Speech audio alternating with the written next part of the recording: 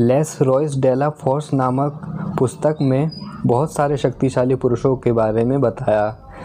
तो उसमें से जिनके भी बारे में मैंने पढ़ा और जो भी समझा वो मैंने आपको उन वीडियोस में आपको बताया था। आज हम उसी पुस्तक में एक अन्य शक्तिशाली पुरुष है, उस शक्तिशाली पुरुष के बारे में हम चर्चा करेंगे। यह सीरीज़ भी अब लगभग समाप्त होने वाली है। इस सीरीज़ में 2-3 वीडियो शायद और बन सकती है, तो उसके बाद ये जो सीरीज़ है यह समाप्त हो जाएगी। उस पुस्तक में जितने भी शक्तिशाली पुरुषों के बारे में बताया था, तो उसमें जो भी मुझे बताने लायक लगा, जो भी कहानी मैंने वहाँ समझी, जिनके चरित्र बहुत ही विस्तृत वहाँ पर बताए गए थे, उनकी चर्चा मैंने वीडियोस में करी है। और आज उन्हीं चरित्रों में से एक अन्य शक्तिशाली पुरुष हैं जिसके बारे में हम आज चर्चा करेंगे। शक्तिशाली पुरुष का नाम है हेनरी टॉर्च, जिसको टॉक भी कहा जाता है। उनका जन्म 1834 को बेल्जियम प्रांत के एस्टेम्यूस नामक स्थान पर हुआ था। वह एक किसान के बेटे थे और हेनरी टॉर्च जो थे वह बचपन से ही शक्तिशाली थे। उनको देखकर ऐसा लगता था कि यह अन्य व्यक्तियों की तुलना में, अन्य बच्चों की तुलना में अधिक शक्तिशाली है।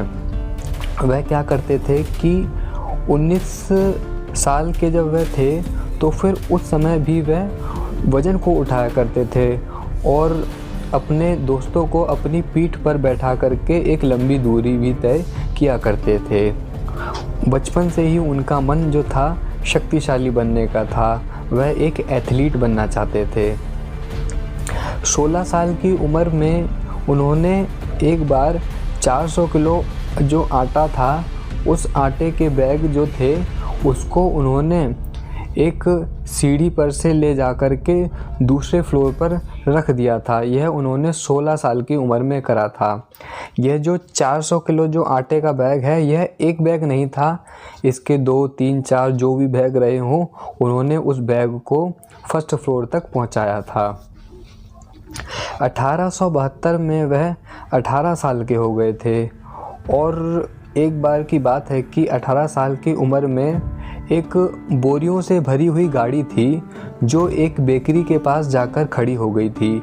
और उस गाड़ी का जो ड्राइवर था वह हेनरी टॉर्च को देखकर कहता है कि यदि आप सोच रहे हो कि तुम इस बोरियों को अपने कंधे से उठा करके गोडाउन के अंदर तक ले जा सकते हो, तो फिर ऐसा संभव नहीं है।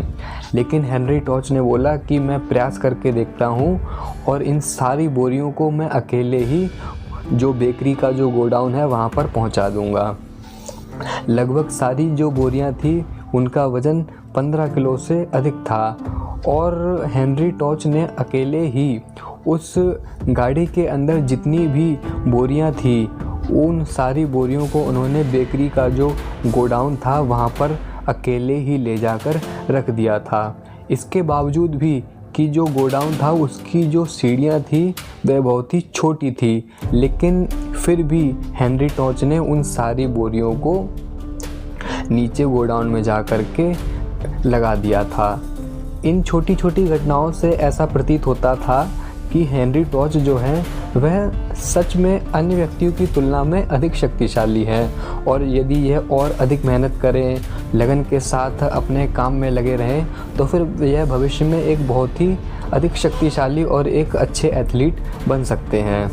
1874 में हेनरी ने अपनी जो सेना थी उस सेना में भर्ती हुए, क्योंकि हर एक व्यक्ति को सेना में कुछ समय के लिए भर्ती होना होता था।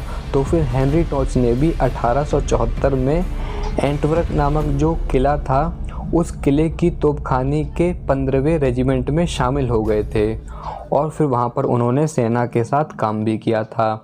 1875 में जो हेनरी टॉर्च का जो कप्तान था, उन्होंने हेनरी से कहा कि तुम मुझे शक्तिशाली प्रतीत होते हो, मैं तुम्हारे भीतर की ताकत को देखना चाहता हूँ। तो फिर उस सेना के भीतर एक बंदूक थी जिसको उनकी भाषा में हॉवित्ज़र बोला जाता है और इसको भारी वस्तु भी कह सकते हैं। तो फिर उस कप्तान ने हेनरी टॉर्च को कहा कि क्या आप इस हॉवित्ज़र को, यानी कि जो एक विशेष प्रकार की जो बंदूक थी जिसको हम भारी बंदूक कह सकते हैं, इसको उठाकर आप चल सकते हो? तो फिर हेनरी टॉर्च ने उस भारी बंदूक को उठा करके अपने कंधे पर रख लिया था और उस वज़न के साथ वह पूरे 2 मीटर की उन्होंने दूरी भी तय करी थी। वह कहते हैं कि जिस वस्तु को उन्होंने अपने कंधे पर रखा था वह इतनी भारी थी कि जिस स्थान पर वह चल रहे थे उस स्थान पर जैसे जैसे वह कदम आगे बढ़ा रहे थे, उस कदम में, हर कदम में जो उनका पैर जो था वह 13 सेंटीमीटर दलदल में उस ज़मीन में धंसा जा रहा था। यह शायद एक ट्रेनिंग का ही रूप हो सकता था कि जब वह ट्रेनिंग कर रहे थे तो फिर कप्तान ने उनसे कहा कि यह जो भारी बंदूक है इसको आप कंधे पर उठा करके यह जो दलदल रूपी जो एक रास्ता है इसमें आप जा कर के दिखाओ। तो फिर हेनरी टॉर्च ने उसको करके भी दिखाया। आगे लेखक कहते हैं कि जब हेनरी टॉर्च ने उस हॉवित्ज़र को, यानी कि भारी बंदूक को अपने कंधे से उठा करके नीचे ज़मीन पर फेंका था तो फिर वह जो वस्तु थी वह ज़मीन में 40 सेंटीमीटर तक धंस गई थी। और ऐसा शक्तिशाली बल प्रदर्शन का कारनामा देखकर जितने भी अधिकारी थे वह सारे खुश हुए और उन्होंने हेनरी टॉर्च की जो ताकत थी उस ताकत की उन्होंने प्रशंसा भी करी। अब सवाल यह आता था कि यह जो हॉवित्ज़र है, यानी कि ये जो भारी बंदूक है, इसका वज़न आखिर था क्या? तो फिर जो बंदूक जो थी उस बंदूक पर एक विचित्र भाषा में शिलालेख लिखा हुआ था जिस पर लिखा हुआ था हॉलैंड का शाही मुकुट और वज़न 685 किलो।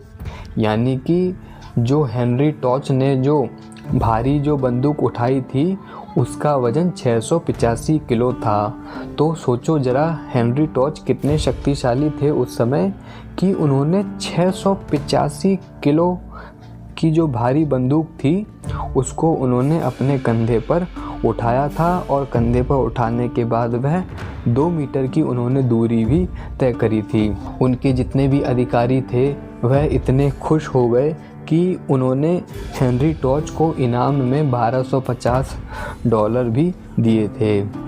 उसके बाद 1880 में उनकी जो सेवा थी वह पूरी हो गई और उन्होंने जो सेना का जो रेजिमेंट था उसको छोड़ दिया।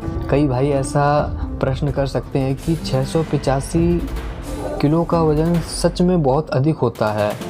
आज के जो स्ट्रॉन्गमैन जो डेडलिफ्ट लगाते हैं वह 500 किलो के आसपास की डेडलिफ्ट लगाते हैं, तो उनके लिए इस वज़न को उठाना कितना कठिन होता है। और वहीं जो हेनरी टॉर्च हैं उन्होंने इतने भारी वज़न को अपने कंधे पर कैसे उठाया होगा? कोई व्यक्ति इतना अधिक शक्तिशाली भला कैसे हो सकता है? अब पुस्तक में जो लिखा हुआ है वह झूठ तो नहीं हो सकता है। प्रोफेसर डेस्बोनेट झूठ आखिर बोलेंगे ही क्यों? क्योंकि मैंने बहुत सारे शक्तिशाली पुरुषों के बारे में पढ़ा। जिस शक्तिशाली पुरुष ने जितना वज़न उठाया है उन्होंने उतना ही उस पुस्तक में लिखा है। किसी ने यदि 50 किलो वज़न उठाया है तो 50 ही लिखा है। यदि उनको पुस्तक में झूठ बोलना ही होता तो फिर वह हर शक्तिशाली पुरुष को बड़ा चढ़ा कर दिखाने का प्रयास करते।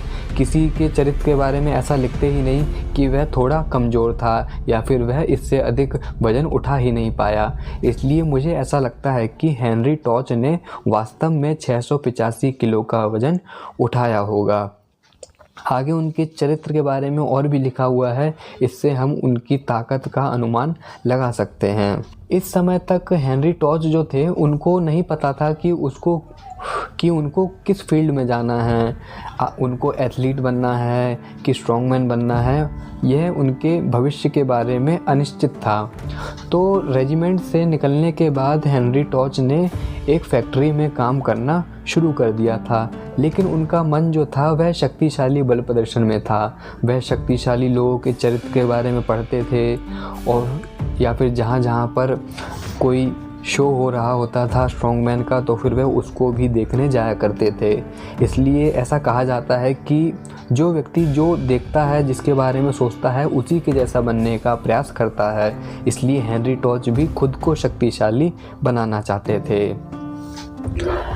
रविवार को माउब्यूस नामक एक जो मेला था, उस मेले में हेनरी टॉर्च अपने साथी स्पेनिटा सेबेस्टियन के साथ जाया करते थे और वहाँ पर वह अपने शक्तिशाली बल प्रदर्शन को भी दिखाया करते थे। अब उस समय वह इतने प्रोफेशनल व्यक्ति नहीं थे, लेकिन वह अपनी उम्र के हिसाब से जितने शक्तिशाली बल प्रदर्शन दिखा सकते थे उसको वह दिखाया करते थे।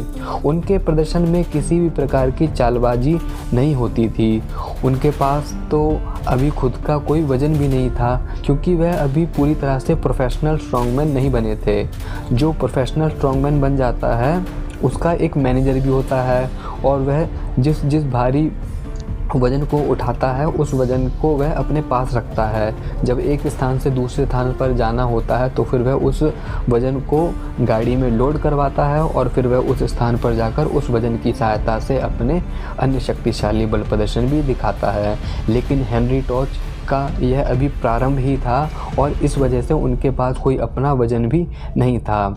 वह जिस फैक्ट्री में काम करा करते थे उस फैक्ट्री के मालिक से ही उन्होंने 20 किलो के कुछ बाट और भारी धूरा उधार ले रखा था, क्योंकि उनको प्रदर्शन दिखाने होते थे और अपना कोई भारी वज़न होता नहीं था। तो फिर जिस फैक्ट्री में वह काम किया करते थे उस फैक्ट्री के मालिक से ही उन्होंने कुछ भारी वस्तुएं, बाट और जो धूरा होता था उसको उन्होंने उधार ले रखा था।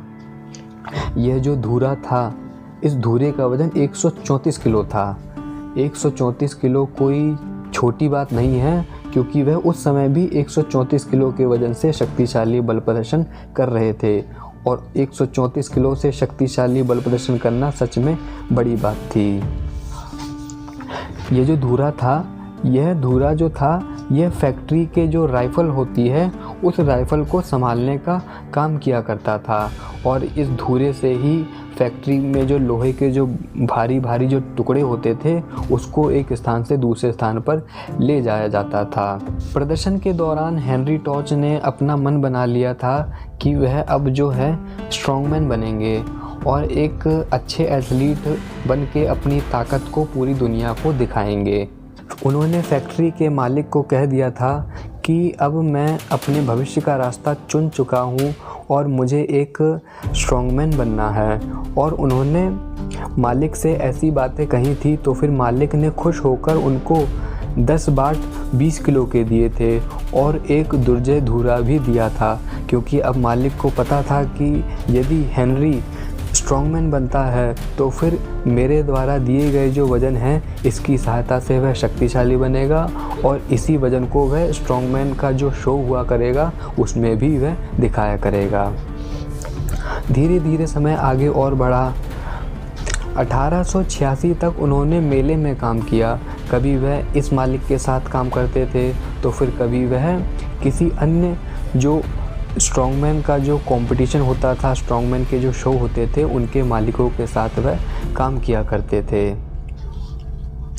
फिर उन्होंने 1886 में उन्होंने अपनी एक प्रसिद्ध तोप बनवाने का निश्चय किया, क्योंकि हर एक शक्तिशाली पुरुष की उस समय एक अलग पहचान होती थी, चाहे वह उसके शरीर के आकार से लेकर के हो या फिर उसकी वेशभूषा से संबंधित हो या फिर उसके किसी वजन से संबंधित हो, ताकि एक व्यक्ति अपनी अलग पहचान बनाए और उस पहचान के ज़रिए ही अन्य व्यक्ति जो हैं, अन्य जो साधारण वर्ग है वह उसको देख करके पहचान जाए कि यह एक अमुक शक्तिशाली पुरुष है। तो इसी के दौरान उन्होंने सोचा कि मैं अपना एक तोप बनवाऊंगा। तो जो तोप बनाने वाली, जो फोर्जिंग करने वाला जो व्यक्ति था उसको हेनरी टॉर्च ने कहा था कि यह जो आपको तोप बनानी है इसका वज़न 250 से 300 किलो के आसपास होना चाहिए। अब आप खुद सोचो कि यदि हेनरी टॉर्च अपने लिए एक तोप बनवा रहे हैं और वह उस तोप का वज़न जो है वह 250 से 300 किलो के आसपास रखवा रहे हैं, तो फिर वह सच में ही शक्तिशाली है, क्योंकि जो शक्तिशाली नहीं होगा वह इतना भारी वज़न की तोप बनवाएगा ही नहीं। और यहाँ उन्होंने साफ साफ कह दिया है कि उन्होंने तोप बनाने के लिए फोर्जिंग करने वाले व्यक्ति से कहा कि इस तोप का साइज़ और वज़न जो है वह 250 से 300 किलो के आसपास होना चाहिए। तो फिर तोप बनाने वाली जो संस्थापक जो मंडली थी उसने तोप बनाई, लेकिन तोप का जो वज़न था वह 250 से 300 किलो के बीच नहीं हुआ, बल्कि यह लगभग 365 किलो की बन गई। क्योंकि तोप बनाते समय कोई एकदम परफेक्ट आइडिया थोड़ी होता है कि तोप इतनी ही भारी बनेगी। तो जो उन्होंने तोप बनाई उसका वज़न 365 किलो हो गया और 365 किलो की जो तोप थी वह बनकर तैयार हो गई। अब हेनरी टॉर्च कहते हैं कि मैंने 250 से 300 किलो के आसपास की तोप बनवाने का आदेश दिया था, लेकिन यह जो बनी 365 किलो की हो गई। हेनरी टॉर्च कहते हैं कि शुरुआत में मुझे इसको संभालने में थोड़ी दिक्कत हुई और यह मुझे थोड़ी सी भारी भी लगी, लेकिन धीरे धीरे जब मैं इसके साथ निरंतर प्रयास करता रहा, इसके साथ अभ्यास करता रहा, तो फिर मुझे इसकी आदत लग गई और 365 किलो मेरे लिए कोई अधिक वज़न नहीं रहा। आगे लेखक कहते हैं कि हेनरी टॉर्च 365 किलो के वज़न के साथ शक्तिशाली बल प्रदर्शन किया करते थे, लेकिन वह यहाँ भी नहीं रुके।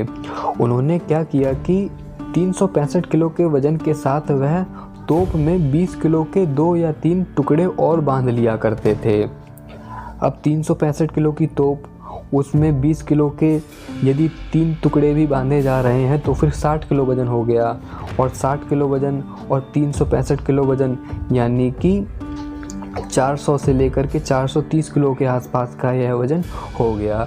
तो फिर 430 किलो के वज़न के साथ वह अपना शक्तिशाली बल प्रदर्शन दिखाया करते थे। इसलिए हम ऐसा कह सकते हैं कि हेनरी टॉर्च जो थे वह सच में अद्भुत शक्तिशाली रहे होंगे। पीछे हमने चर्चा करी कि उन्होंने जो हॉवित्ज़र जो उठाया था उसका वज़न 685 किलो था, तो सच में उसका वज़न 685 किलो रहा होगा, क्योंकि यहाँ पर हेनरी टॉर्च जो हैं वह 400 से लेकर के 420 किलो के वज़न के साथ शक्तिशाली बल प्रदर्शन कर रहे हैं।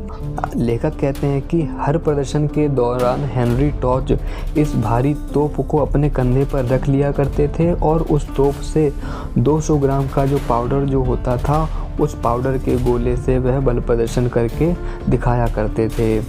जो तोप होती थी उस तोप से जब वह किसी गोले को जब वह प्रहार के रूप में बाहर निकालते थे तो फिर एक ज़बरदस्त झटका भी मिलता था, जिसको देख करके दर्शकगण जो होते थे वह अचंभित हो जाते थे।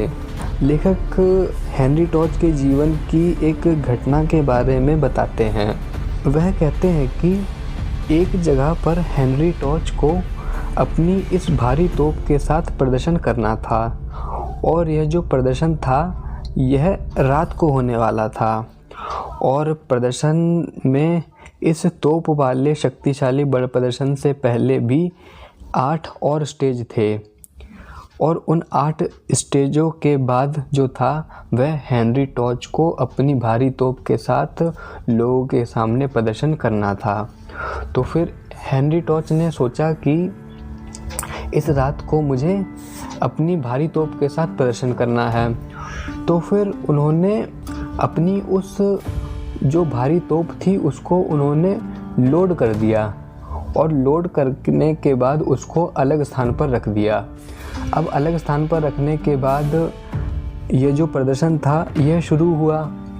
इस प्रदर्शन में कुल 9 स्टेज थे, और 9वां स्टेज जो था वह तोप को चलाने का था, जिसको हेनरी टॉर्च चलाने वाले थे। तो फिर 9 स्टेज से पहले अभी 8 स्टेज और होने बाकी थे। अब हम ज़रा समझने का प्रयास करते हैं कि यह स्टेज होते क्या हैं। तो फिर स्टेज का मतलब ये है कि जैसे कि पहला स्टेज था, तो फिर पहले स्टेज में ऐसा था कि पहले स्टेज में ये होगा कि सैनिक लोग मंच पर आएंगे और अपनी जो बंदूक है, उनके पास जो राइफ़ल है उससे फायरिंग करेंगे। यह पहला स्टेज हो गया। अब दूसरा स्टेज में कुछ शक्तिशाली बल प्रदर्शन करने वाले पुरुष आएंगे और वह वहाँ पर भारी से भारी डंबल उठाने का प्रयास करेंगे। ये कुछ समय का प्रदर्शन होगा। दूसरा स्टेज भी ख़त्म हुआ। फिर तीसरा स्टेज आएगा और तीसरे स्टेज में ये होगा जैसे कि कुछ अन्य शक्तिशाली पुरुष आएंगे और वहाँ पर फिर भारी से भारी बोरियों को उठाने का प्रयास किया जाएगा। इसी तरीके से जैसे कि फोर्थ स्टेज होगा, फोर्थ स्टेज में कुश्ती की जाएगी। तो इस तरह से हेनरी टॉर्च जिस प्रदर्शन को कर रहे थे उसमें उनकी बारी 9वें स्टेज पर थी। 9वें स्टेज पर आने के बाद उनको अपनी तोप से प्रदर्शन करना था और उन्होंने उस तोप को पहले से ही लोड कर दिया था। लेकिन इन 8 स्टेज को करने के दौरान जो थे उन 8 स्टेज को करने में ही बहुत अधिक समय लग गया और 9वें स्टेज की बारी आते आते बहुत रात हो गई और जो देखने वाले जो दर्शकगण थे, शुरुआत में पूरा एरिना भर गया था और जैसे जैसे स्टेज पूरे होते गए, पहला स्टेज हुआ, दूसरा स्टेज हुआ, तीसरा स्टेज हुआ, जिस तरह से स्टेज पूरे होते गए वैसे वैसे लोगों की संख्या भी कम होती गई। फिर अंत में हेनरी टॉर्च ने देखा कि अब इतने अधिक लोग बचे ही नहीं हैं कि मैं अपने 9वें स्टेज का जो तोप वाला प्रदर्शन है उसको करके दिखाऊं। तो फिर उन्होंने सोचा कि इस प्रदर्शन को यहीं पर समाप्त करके जो 9वें स्टेज वाला जो प्रदर्शन है और जो बाकी के जो प्रदर्शन हैं उनको हम अगली सुबह करेंगे। तो फिर जो तोप जो थी वह लोडेड ही रह गई। फिर अगली सुबह आई। अगली सुबह में हेनरी टॉर्च को ये ध्यान ही नहीं रहा कि जो तोप थी उसको तो वह पिछली रात को ही लोड कर चुके थे, उसमें बारूद जो था वह पहले से ही भरा हुआ था। तो फिर उन्होंने तोप का जो प्रदर्शन था उसको किया और उन्होंने प्रदर्शन के दौरान 20 किलो के जो 2 वज़न और जो थे उसको उन्होंने उस वज़न में बांध दिया और तोप को दोबारा से लोड कर दिया गया, क्योंकि उनको ध्यान ही नहीं था कि तोप को तो उन्होंने पहले ही लोड कर दिया। तो हेनरी टॉर्च जब इस प्रदर्शन को कर रहे थे तो उनका जो बेटा था उसको यह बात पता चल गई कि ये जो तोप जो थी ये तो कल से ही लोड हुई पड़ी है और इस तोप को आज फिर से लोड कर दिया गया, यानी कि उस तोप में 2 गोले डाल दिए गए हैं। और यह बात चिल्लाते हुए उन्होंने अपने पिताजी हेनरी टॉर्च को कही, लेकिन उस समय तक देर हो चुकी थी। पिता ने सुन लिया था कि ये जो तोप है ये दूसरी बार लोड कर दी गई है, लेकिन जैसे ही उसमें फ्यूज़ में आग लगा दी गई थी उसके बाद कुछ भी नहीं किया जा सकता था। हेनरी टॉर्च को भी पता चल गया था कि ये जो तोप है इसमें एक भारी विस्फोट होने वाला है और हेनरी टॉर्च का जो चेहरा था वह पीला पड़ गया था। और जब इस तोप को चलाया गया और इतना भारी धमाका हुआ कि वहाँ पर जितने भी कांच लगे हुए थे वह उस धमाके की वजह से टूट गए और टूटने के बाद लोगों को किसी प्रकार की चोट नहीं आई, लेकिन जो हेनरी टॉर्च जो थे उन्होंने उस भारी प्रहार को सह लिया और इस प्रदर्शन की जो घटना थी वह हर जगह फैल गई थी और इस वजह से जो हेनरी टॉर्च की जो थी उनकी प्रसिद्धि बहुत ज़्यादा फैल गई थी। राइटर कहते हैं कि 1889 से 1890 के बीच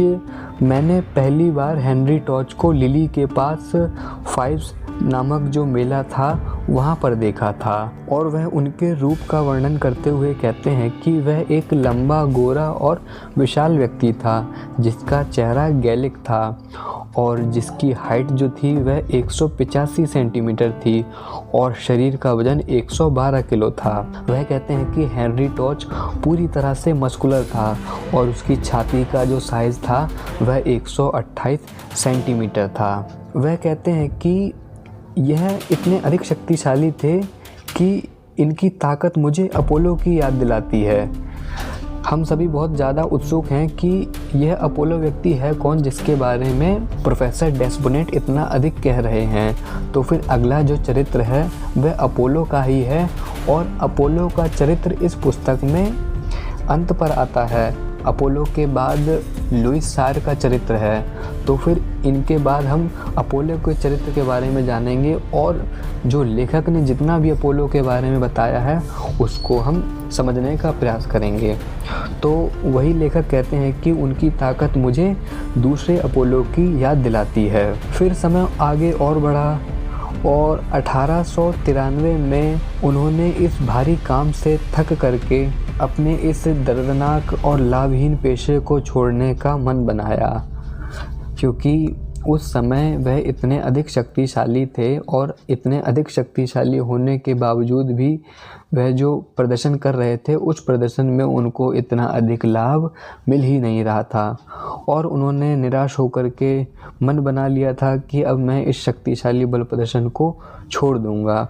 और उन्होंने अपनी जो प्यारी तोप जो थी जिसका वज़न 365 किलो था और उनके पास एक विशेष प्रकार का जो डंबल था उसको उन्होंने अलविदा कहा और उनके डंबल को लिली के रुए डे जूलियस के मोची श्री एमिल लैम्पर्ट ने खरीदा था। और लैम्पर्ट ने इस विशेष डंबल को खरीद करके अपने बेटे एथलीट को एक गिफ्ट के रूप में प्रदान किया था। लेखक कहते हैं कि हेनरी टॉर्च अब रॉयल हंट की शूटिंग का आयोजन करते हैं और बेल्जियम तथा उत्तरी फ्रांस के मेलों की यात्रा भी करते हैं। वह कहते हैं कि मेरे पास अभी भी एक 2 हाथ वाला बारबेल है जिसे टॉर्च ने मुझको बेचा था। आगे लेखक कहते हैं कि उनकी तोप का वज़न 365 किलो था, जो कि उनके जैसे शक्तिशाली व्यक्ति के लिए भी बहुत बड़ी बात थी। वह उन लोगों में से एक थे जिनकी शक्ति मुझे अपोलो की याद दिलाती है। हेनरी टॉर्च जो इतने शक्तिशाली पुरुष थे, उनका जो चरित्र था वह मैंने यहाँ आपको बताया। मैंने नहीं बताया बल्कि प्रोफेसर डेसबोनेट ने जिस जानकारी के आधार पर उनकी जीवनी लिखी है उस जीवनी के आधार पर ही मैंने यहाँ आपको उन अत्यंत शक्तिशाली पुरुष जो 365 किलो की तोप के साथ प्रदर्शन किया करते थे उनके चरित्र को मैंने यहाँ आपको बताया। इस पुस्तक में और भी शक्तिशाली पुरुषों के बारे में बताया गया है, लेकिन इनका चरित्र बहुत ही संक्षिप्त में है, इसलिए इनके मैं यहाँ पर सिर्फ नाम आपको बताता हूँ। जैसे कि चार्ल्स वेनस्टीट हो गए जो अत्यंत शक्तिशाली थे, जिनके भुजाओं का बल अतुलित था। वह अपनी ग्रिप की वजह से और अपनी बाजुओं की ताकत की वजह से अनेक शक्तिशाली बल प्रदर्शन किया करते थे। एक शक्तिशाली पुरुष रैंको थे। एक शक्तिशाली पुरुष थे जिनका नाम एटियंस गोनेविला बताया गया है। अन्य शक्तिशाली पुरुष जैसे कि जॉनसन, एल्बर्ट ब्रुनिन, हेक्टर डिकारी। ये हेक्टर डिकारी वही शक्तिशाली पुरुष हैं जिनका चरित्र मैंने लुईस सायर की जो सीरीज़ थी उसमें बताया है।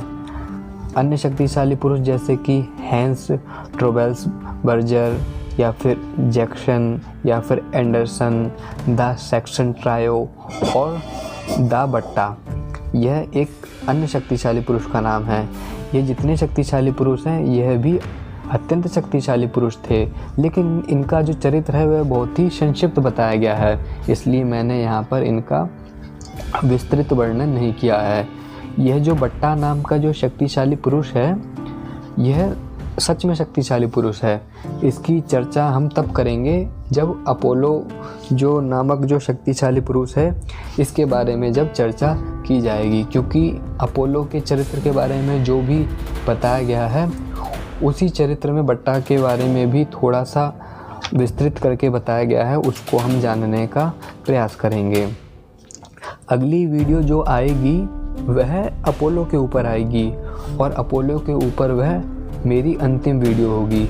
उसके बाद यह जो सीरीज़ है यह समाप्त हो जाएगी, क्योंकि लेखक का जो सबसे पसंदीदा शक्तिशाली पुरुष है वह अपोलो ही है। अपोलो और लुईस सायर के ऊपर मैंने पूरी सीरीज़ बनाई है, इसलिए मैं उनके चरित्र को दोबारा उजागर नहीं करूंगा, लेकिन अपोलो के बारे में मैंने एक भी वीडियो नहीं बनाई है और उनका जो विस्तृत जानकारी जो है प्रोफेसर डेसबोनेट ने अपोलो के बारे में जितना भी बताया है वह मैं अगली वीडियो में आपको बताने का प्रयास करूंगा।